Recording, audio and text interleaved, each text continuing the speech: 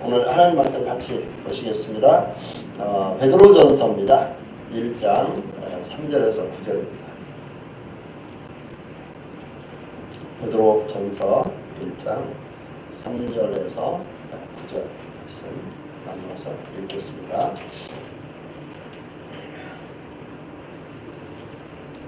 베드로전서 1장 3절에서 9절까지 나누어서 읽겠습니다.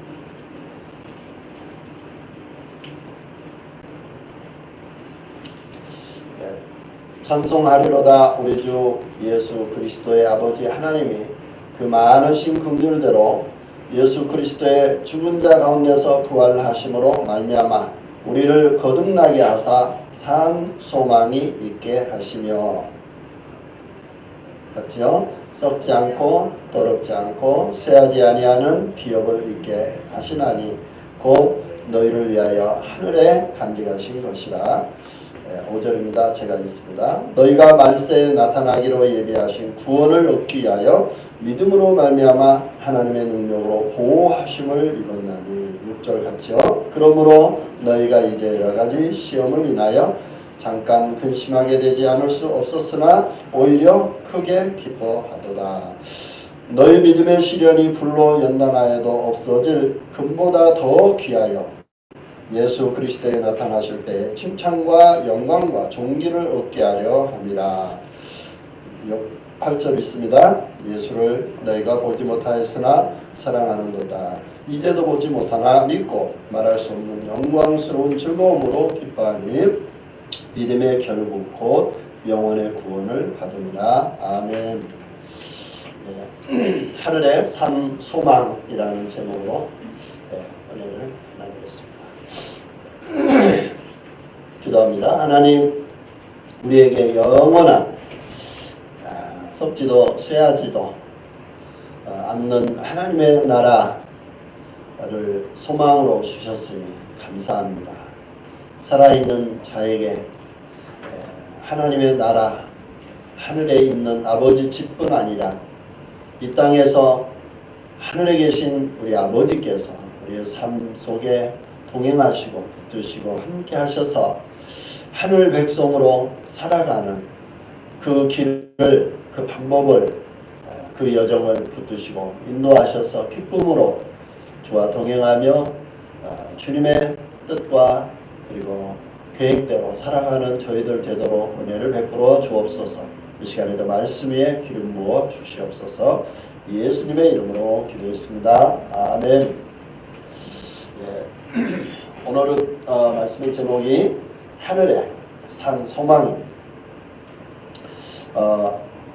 오늘 이 베드로서의 서신에서 베드로가 이렇게 우리에게 주신 메시지인데, 베드로가 우리에게 어떤 신앙을 우리에게 간증하고 그리고 우리에게 참 하나님의 사랑을 이렇게 전해주는가를 오늘 말씀을 통해서 볼 수가 있습니다.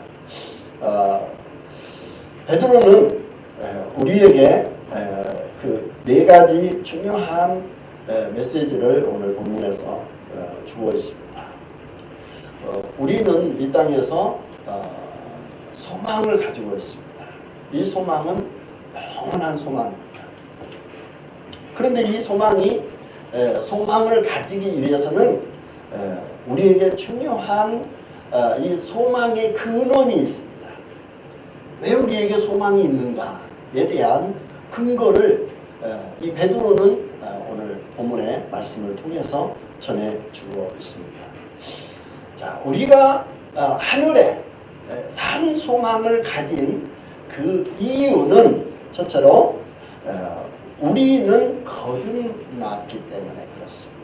거듭난다는 말은 다시 다시 난다는 말입니다. 요한복음에 보면은 거듭난다는 말을 그 율법사가 예수님을 통해서 이렇게 말을 합니다.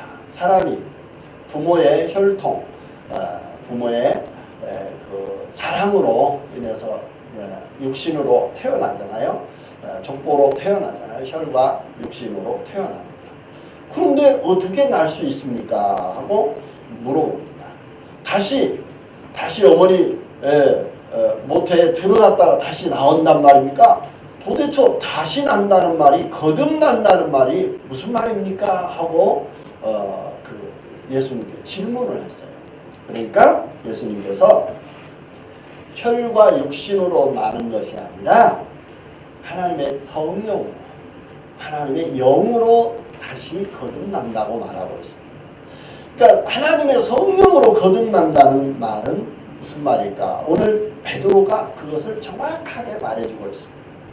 베드로는 3절에, 자 3절 같이 한번 읽어보겠습니다. 시작. 찬송하리로다.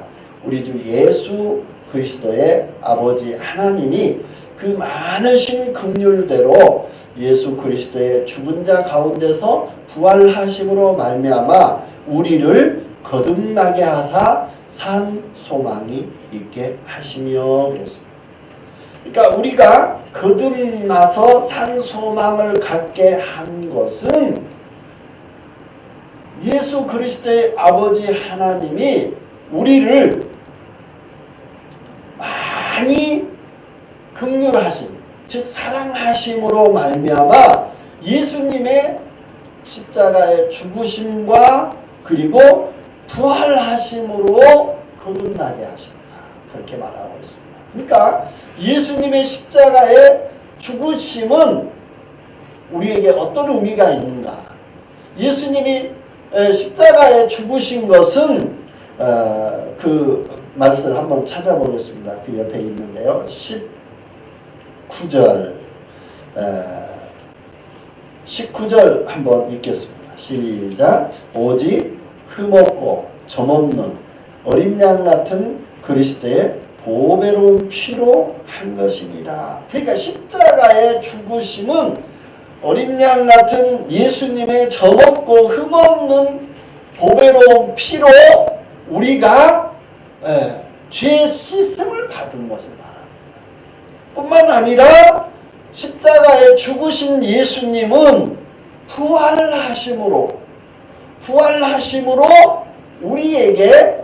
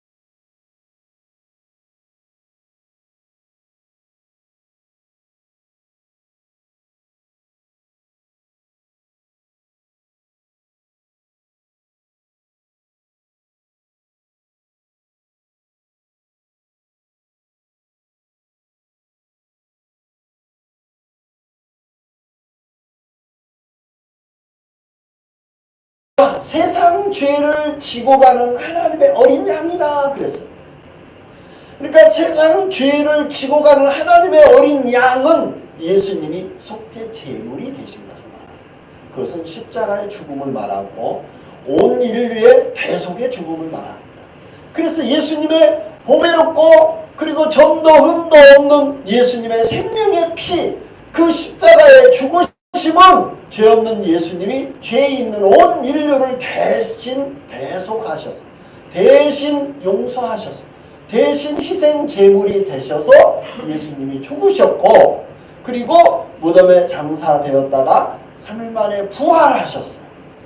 부활하심으로 예수가 부활하셨다면 우리 또한 부활이 있는 거예요. 예수 부활은 곧 내 부활입니다. 그래서 우리로 하여금 하늘나라에 영원한 산 소망이 있게 하신 거예요. 그래서 우리에게 산 소망을 주신 것입니다. 할렐루야. 그래서 예수님의 그 십자가에 피 흘려 죽으신 것은 내 죄를 대속하셔서 내 죄가 예수님의 죽으심과 함께 연합해서 연합해서 예수님이 죽으셨고 예수님만 죽은 게 아니라 내 죄도 거기에서 포함되었다. 온 인류의 모든 사람들의 죄가 거기에 포함되었다. 그래서 예수님의 죽음을 대속의 죽음이라고 말합니다.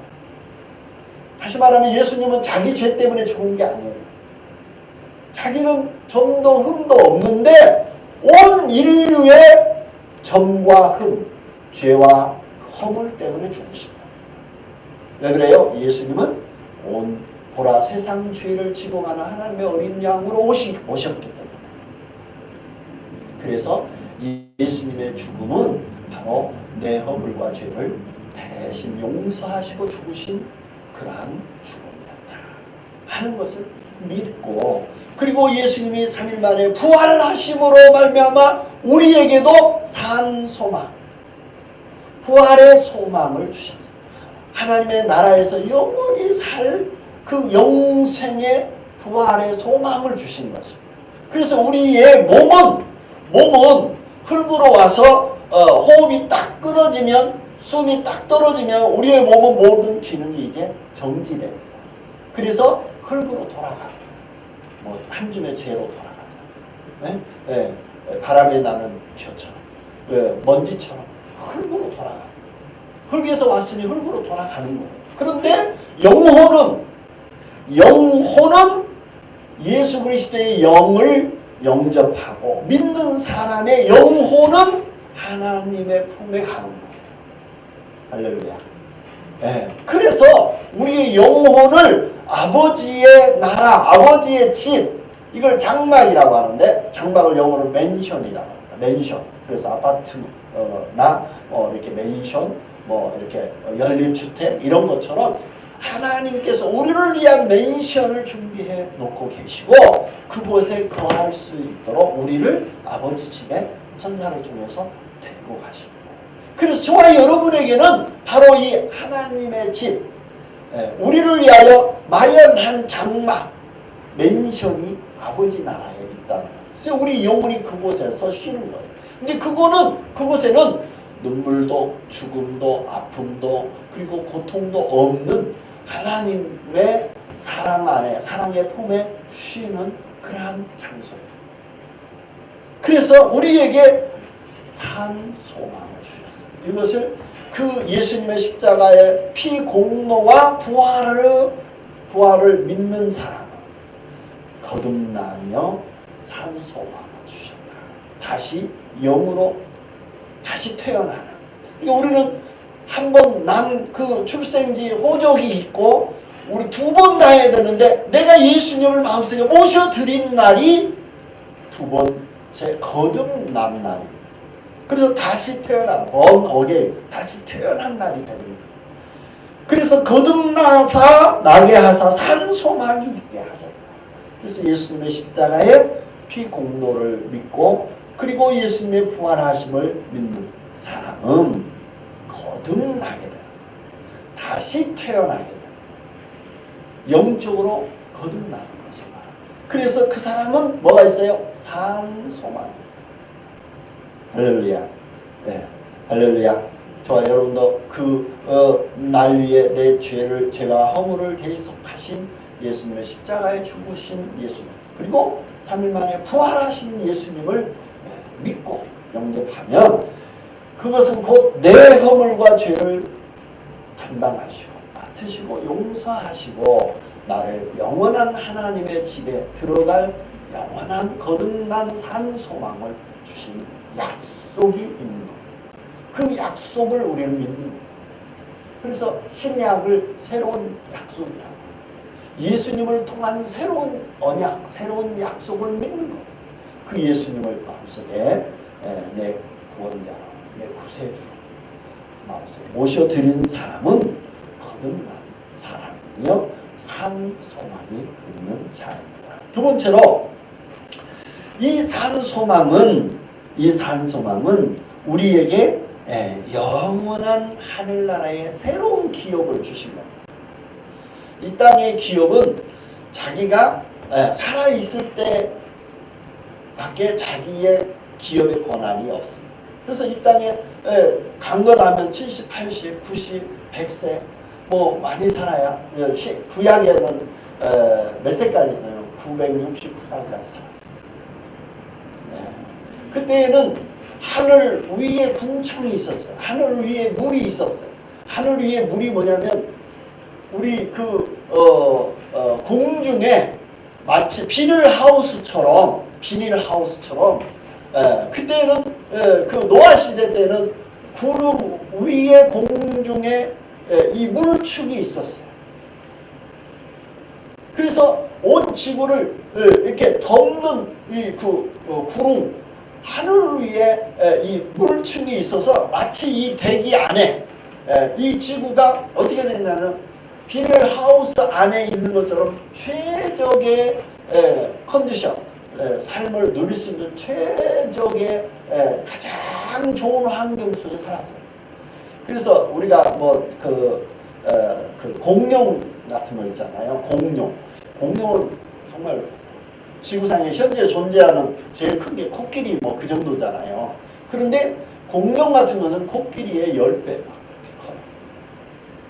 어마어마한 맘모스 큰 짐승들이 많이 있었어요. 지금 석이 나오고 석탄 나온 것이 다 그 노아 홍수 때 땅속에 홍수로 그 하늘 위에 궁창이 내려옴으로 온 홍수가 나가지고 지금은 이제 바닷속 땅속으로 이렇게 잠겨 있기 때문에 그렇습니다. 그래서 지금도 석유가 계속 나오고 석탄이 계속 나온 것은 그때 이렇게 지구가 멸망해서 모든 동식물들이 그때 다 죽었어요. 그리고 그 퇴적층 안에 남아있는 그 찌꺼기들이 뭐냐면 석탄으로 굳었고 그 다음에 석유로 매장되어 있어요. 지하수 같이 매장되어 있다가 그걸 지금 꺼내서 지금 연료로 쓰고 있잖아요. 그런데 그때 노아 시대 때 약 900년이 사는 사람들이 있었어요. 그러니까 최적의 컨디션의 상태, 온실 상태 또는 무균 상태에 살았던 그 시대에는 900살이 넘게 살았어요. 그러니까 지금 인간이 그런 환경만 만들어지면 많이 살 수 있는, 오래 살 수 있는 거죠. 근데 우리는 어때요? 환경이 오염되고 그리고 죄로 오염되어서 오래 살 수 있는 그런 조건이 없다는 거예요. 그래서 빨리 병이 들고 빨리 몸이 망가지고 빨리 사람들이 쇠퇴해지는 그런 상황에 놓여져 있어요. 그래서 그때는 그렇게 무균 상태에서는 자외선이나 이런 것이 아주 간접적으로 왔기 때문에 굉장히 오래 살았던 거죠. 근데 지금은 그 연수가 9분의 1, 10분의 1 줄었죠. 그래서 장성해야 건강해야 100살 조금 넘긴 그 정도죠. 자, 그런데 우리에게 주신 두 번째는 하늘의 영원한 기업을 우리에게 구원받은 거듭난 하나님의 백성에게 주셨다는 거죠. 근데 그 기업은 하늘에 둔 이 기업은 썩지 않고 쇠하지 않고 더럽지 않는 하나님의 기업이라. 그래서 하나님의 기업은 이제 뭐냐면 하나님의 뜻과 하나님의 목적에 따라서 하나님의 계획에 따라서 사는 거예요. 그것이 뭐예요? 우리 그리스도인들의 새로운 기업이에요. 이 땅에서의 기업은 나와 내 가족을 위한 거죠. 그런데 이 땅에 있는 기업이 우리가 바꿀 수 있어요. 그건 뭐냐면 하나님의 기업으로 여기고 사는 거예요. 그래서 저와 여러분이 세상 사람들과 다른 것이 있다면 썩지 않고 쇠하지 않고 더럽지 않는 하나님의 기업에 하나님의 주님이 기업주이시고 우리는 청지기로서 사는 그러한 자세. 그러니까 일터가 하나님이 주인이시고 나는 청지기로서 사는, 그래서 하나님의 새로운 계획과 하나님의 새로운 뜻과 하나님의 새로운 목적, 하나님의 기업으로 믿고 이 기업을 운영하는, 직장이든 학생이든 또 사업을 하든 상관없이 이 땅에 사는 모든 사람들이 하나님이 허락하신 이제 새로운 기업에 하늘 기업의 운영자로서 그 관리자로서 또는 청지기로서 사는 거예요.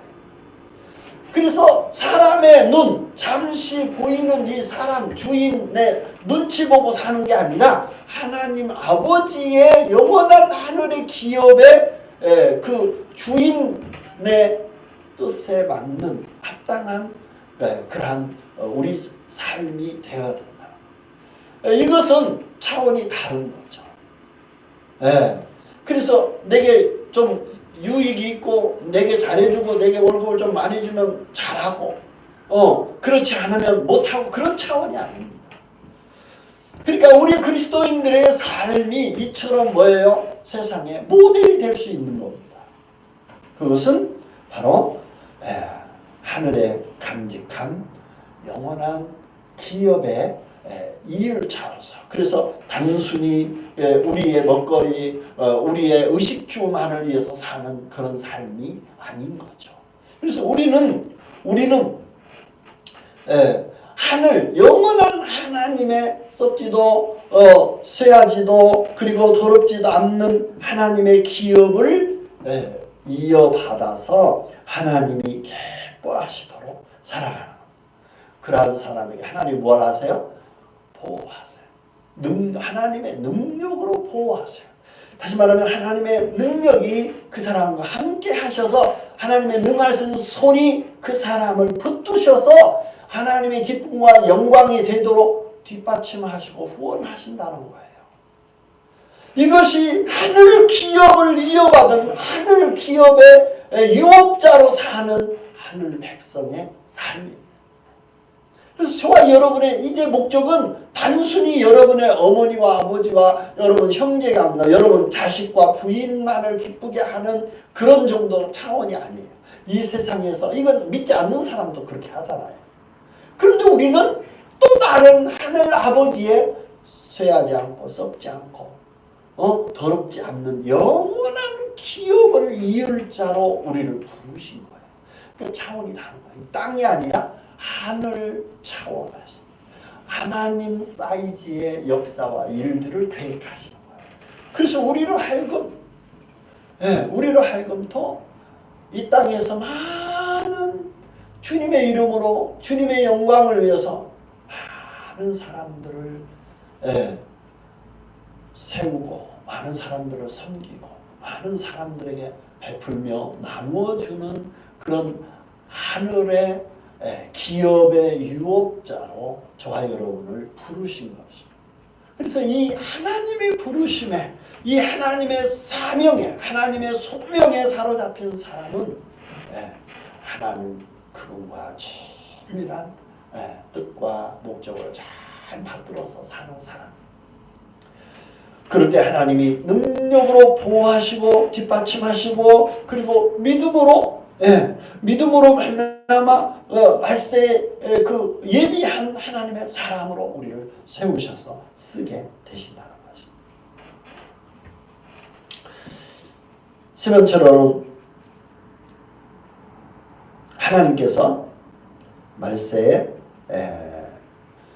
이 믿음 안에서 하나님의 능력으로 우리를 보호하신다는 약속을 주셨습니다. 5절에 보니까 너희가 말세에 나타나기로 예비하신 구원을 얻기 위하여 믿음으로 말미암아 하나님의 능력으로 보호하심을 입었나니. 자, 하나님이 보호하시는 하나님의 백성들의 특징은 뭐냐면 믿음의 사람.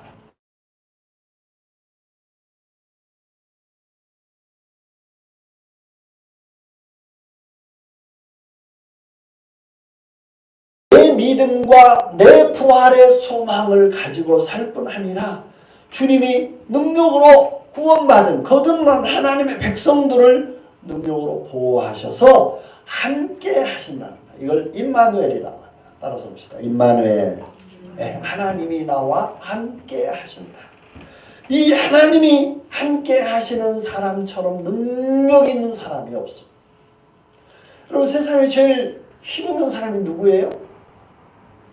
잘해야 세상에 빽 있는 어떤 사람, 영향력 있는 어떤 사람. 그런데 차원이 다른 하나님의 능력에 하나님이 함께 해주시는 사람은 진짜 빽 있는 사람, 진짜 강한 사람이며 진짜 능력 있는 사람. 근데 어느 정도예요?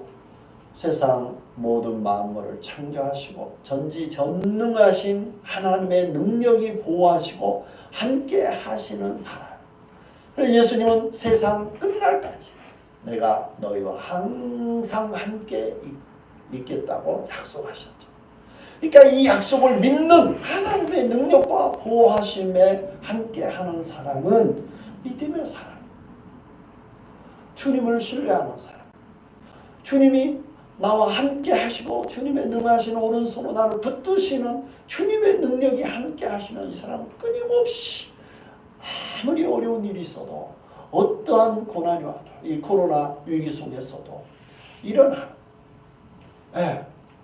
어떻게처럼 넘어지지만 쓰러지지만 환경이 어려워도 낙심하지 아니하고 굽히지 아니하고 하나님의 기업을 유업을 이을 자로서 일어나는 것. 하나님께서 우리에게 그러한 새 힘을 주시리라고 믿습니다. 또한 네 번째, 시련을 견딤으로 주님의 칭찬이 있습니다. 자, 6절, 7절 같이 한번 읽습니다. 시작. 그러므로 너희가 이제 여러 가지 시험을 인하여 잠깐 근심하게 되지 않을 수 없었으나 오히려 크게 기뻐하도다. 너희 믿음의 시련이 불로 연단하여도 없어질 금보다 더 귀하여 예수 그리스도에 나타나실 때 칭찬과 영광과 존귀를 얻게 하려 함이라. 아멘. 그러니까 우리는 예수님 당시 이 말은 사실 베드로 사도가 예수님 당시에 있었던 제자들에게 하신 말이지만 오늘날에는 또 다른 차원입니다. 그렇죠? 예수님 당시에도 예루살렘 교회가 망하고 완전히 이제 예루살렘 교회가 폐쇄되고 이렇게 코로나 때문에 집회 자체를 못하게 막을 때가 있었잖아요.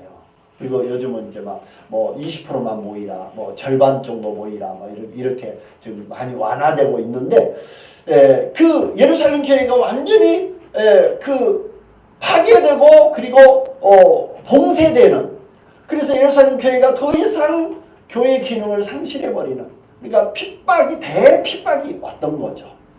그런데 베드로도 보면은 베드로서에 편지할 때 누구에게 편지하냐면 베드로가 예루살렘 교회에다 편지한 게 아니에요. 갈라디아, 본도, 갑바도기아 등등 여러 형제들에게 편지하노니 하면서 베드로가 그러니까 지금으로 말하면 갑바도기아 이런 데는 어디 갈라디아 이런 데는 어디냐면 터키 지역 그 위에 있는 유럽을 가르쳐 말합니다. 그러니까 지금 이 베드로가 유대인만을 위한 사도로 살았을 때 그 사역이 예루살렘 교회가 망했잖아요.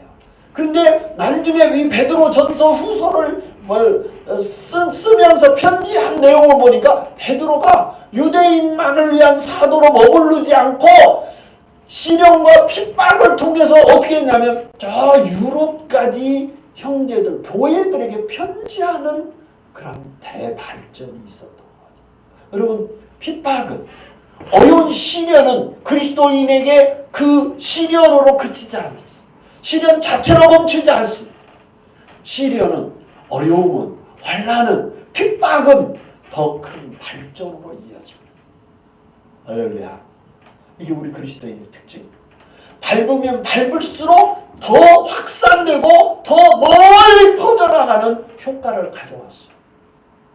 이게 우리 그리스도인들의 특징입니다. 우리 그리스도인은 절대로 실망하거나 좌절해서 주저앉아서 머물러서 누워버리는 그런 사람들이 아닙니다. 우리 그리스도인들은 베드로처럼 본도, 갑바도기아, 그리고 갈라디아 등등 다른 유럽에 그러니까 예루살렘에서만 머물러서 사역하던 유대인을 위한 사도였던 베드로가 이제는 저 갈라디아와 그리고 본도와 갑바도기아와 그 더 유럽에 있는 멀리 있는 지역에까지 선교하는 사람으로 사이즈가 넓혀져 버린 거예요. 그러니까 예루살렘 핍박은 예루살렘 그 망한 것은 잘 된 거예요. 어떤 면에서는 이방인들에게 복음이 전해지는 계기가 된 거예요. 예수님이 지상 사명을 할 때 너희는 예루살렘과 온 유대와 사마리아와 땅 끝까지 이르러 내 증인이 되라고 그랬잖아요. 그런데 예루살렘에 살던 제자들과 예루살렘 성도들은 예루살렘만 생각했었어요. 그러자 헤롯 대왕, 유럽의 분봉왕, 유대인의 분봉왕 헤롯이 핍박을 가함으로 인해서 예루살렘이 완전히 차단되고 모임 자체가 붕괴되어 버리고 모일 수 없고 문 닫아버리고 성도들은 잡혀가든지 도망자로서 흩어지면서 결국은 전 유럽에까지 복음이 증거되는 계기가 된 거예요. 오히려. 그러니까 예루살렘에 복음이 전해졌다가 이제 그쳤다가 유럽으로 그 사람들이 전부 다 흩어져서 복음의 불씨가 되어서 다 흩어져서 유럽으로 아프리카로 복음 전하러 간 거예요. 그래서 우리 그리스도인들은 밟으면 밟을수록 핍박하면 핍박할수록 그들을 방해하면 방해받을수록 오뚜기같이 일어날 뿐 아니라 더 멀리 퍼져서 복음이 더 확산되는 계기가 됩니다. 따라서 이 믿음의 시련, 믿음의 핍박, 믿음의 연단은 사람을 마치 불로 영광로에 끓여서 쇠를 녹이고 금을 녹이고 그 더 정금같이 빚어내서 순도가 더 높은 가치 있는 그런 금을 황금을 만들어내듯이 우리에게 그리스도인에게 더 큰 유익을 가져왔어요. 그 유익을 주님은 뭐라고 표현하시냐. 예수님이 나타나실 때 칭찬과 따라서 합시다. 칭찬과 영광과 존귀를 얻게 하려 하심이라. 할렐루야.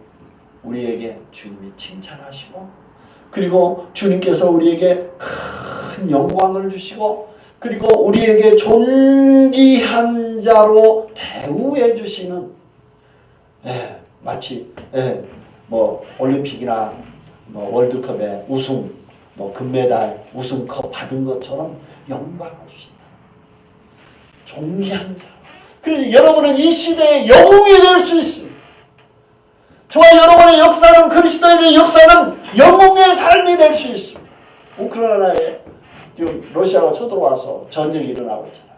우크라이나 사람들이 목숨을 걸고 막 탱크 앞에 가로막고 그냥 한 줌의 가루처럼 쓰러져 갔지만 죽어져 갔지만 그런 사람들 한두 명의 뉴스가 퍼져서 애국심을 불러일으켜가지고 어때요?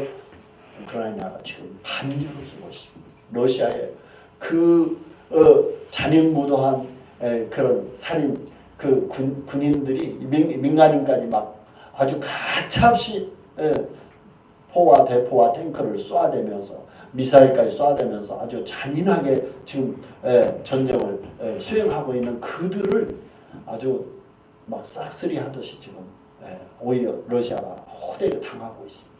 물론 그 전력차가 큽니다. 그런데 지금 유럽과 미국 또 우리나라마저도 후원을 아끼지 않으면서 지금 우크라이나를 지원하고 돕고 있습니다. 틀림없이 곧 역전될 수 있습니다. 그 참상과 피해는 어쩔 수 없이 양쪽 다 피해가 날 수밖에 없어요. 그럼에도 불구하고 어때요? 일어나요. 그런 것처럼 전쟁 그들과 죽은 사람은 그 전쟁을 통해서 죽었지만 그들을 우리는 뭐라고 말하면 영웅이라고 말합니다. 그런데 살아있는 영웅들도 있어요. 차마 죽지는 못했지만 전쟁 가운데 그들과 함께 하다가 비록 전쟁을 수행하다가 죽지 않았어요. 살아났어요. 그런데 전쟁에 숨은 수많은 공로자들이 영웅 칭호를 나중에 받을 거예요. 이 사람은 탱크를 막 10대 파괴했다. 비행기 러시아 그 비행기를 뭐 10대 막 이렇게 떨어뜨렸다. 아주 영웅이다. 그렇지만 영웅들은 뭐라고 말하면 나는 이미 죽은 나라를 위해서 희생한 그 영웅들과 함께 했을 뿐이다. 나는 진정한 영웅이 아니다. 나는 오히려 부끄러운 영웅이다. 죽은 사람들이 그들의 희생이 나에게는 더 큰 영웅으로 비춰진다고 말합니다. 여러분, 그런 것처럼 주님은 우리에게 영광과 칭찬과 존귀를 얻게 하실 것입니다. 할렐루야. 주님이 우리에게 이 시대의 복음을 위하여 살고 영혼들을 섬기며 살고 다른 사람들을 도우며 살고 그리고 다른 사람들에게 복음을 전하고 예수 그리스도의 이 내가 입은 은혜와 긍휼과 사랑과 내가 입은 혜택을 다른 사람에게 전하고 다른 사람을 섬기며 다른 사람에게 나누며 베푸는 그런 삶을 사는 사람들은 이 시대의 영웅들입니다. 할렐루야. 예수님의 이름으로 예수님의 공로로 예수님의 사랑으로 실천하는 이 시대의 영웅으로 살아갈 때 주님이 칭찬과 영광과 존귀를 받게 하신다는 거예요. 예수 그리스도에 나타나실 때 우리가 받는 그러한 존귀와 칭찬과 영광은 이 세상에서 올림픽에서 금메달 따는 것하고는 비교할 수가 없어요. 올림픽 금메달 따고 메덕을 받고 매달 상금 금메달은 100만 원씩 받고 은메달은 75만 원 받고 동메달은 50만 원씩 받는데 보상이 따르는 거죠. 그런데 그런 보상하고는 좋게 비교할 수 없어요. 하나님 나라에서 우리가 받을 멘션은요 정말 초호화 찬란한 온갖 보석들로 우리를 위한 집들이 꾸며져 있습니다. 성경의 계시록에 읽어보니까 대단해요. 온갖 옥, 구슬 그리고 다이아몬드, 사파이아 등등 수많은 그 치장한 천국의 집의 기둥과 그리고 집들이 이 세상에는 그런 집을 아무리 호화로운 궁궐이라도 비교할 수 없는 놀라운 집을 맨션을 하나님께서 우리에게 준비하고 계신다는 것입니다. 여러분은 아주 천국 가면은 기절할 거예요. 그런데 기절할 만큼 입이 떡 벌어져서 눈이 너무 휘황찬란해서 하나님이 우리를 위하여 준비하신 상과 칭찬과 영광과 존귀로 우리를 대우하시고 우리를 위하여 예비하신 하나님의 집 맨션은 정말 이로 표현할 수 없는 감격과 기쁨과 영광이 있는 것입니다. 주님이 우리를 위해서 예비하신 것입니다. 여러분, 주님의 약속을 주님의 이 말씀을 믿고 우리가 믿음으로 살아가는 자는 주님이 가장 가치 있는 것으로 보상하신다는 거예요. 이 세상의 것이 아니라 영원한 하나님의 나라에서 우리에게 주시는 최고의 가치, 최고의 대우, 최고의 영광으로 칭찬하시고 우리를 존귀하게 높여 주실 것입니다. 이게 믿음으로 사는 자에게 주신 하나님의 위로임, 주님의 우리를 향한 사랑입니다. 주님이 우리에게 허락하신 놀라운 주님의 대우입니다. 이 대우를 우리가 반드시 받을 것입니다. 그러므로 낙심하지 마시고 시련과 핍박과 어려움이 있어도 믿음으로 견디어내셔서 승리하는 영광의 백성들 되시기를 예수님의 이름으로 축복합니다. 할렐루야.